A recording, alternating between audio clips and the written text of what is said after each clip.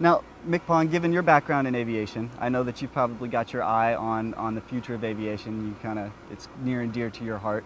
But I'd like to switch and ask you a question about something that you also have a little bit of experience in, and that would be the role of leadership in today's Navy. Can you talk to us a little bit about that today? Well, that same 300 chiefs that I talked to about the FRVs, we had another great conversation about leadership. Across the Navy, we have about 30,000, a little over 30,000 Chief Petty Officers, and we've stacked hands, and we've decided that we want a definition on what it is to be a Chief Petty Officer, a written definition, so that everybody can work towards that end.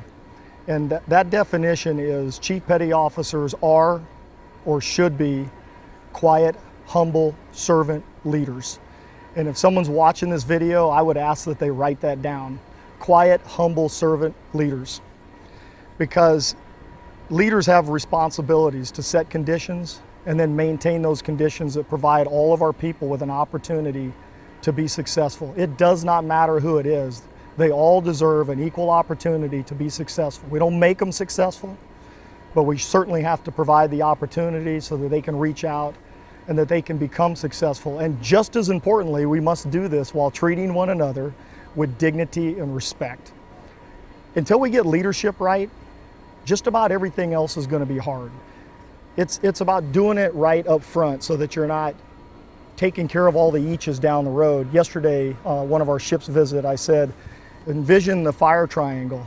You know, we can run around with CO2 bottles putting out sexual assault and domestic violence and alcohol abuse and misconduct, DUIs, you know, etc. Or we can get the leadership piece right, remove an element of that fire triangle, remove the heat, right? And then all those fires don't pop up, but you remove the heat with good leaders. Quiet, humble servant leaders that provide opportunity for everybody to be successful. And we do that while treating one another with dignity and respect, right? Get it right up front so that you're not chasing yourself in the end, okay? Sounds like you want to get a more proactive approach to the leadership in the Navy. Yeah. It's about being preventive, right? Not about being reactionary. It takes effort though. Leadership, command leadership, our triads, our most senior leaders, they got to invest. They got to give our sailors the time to train. We got to put the training in place, and we got to treat it with the seriousness that it deserves and that our sailors should expect and demand from us.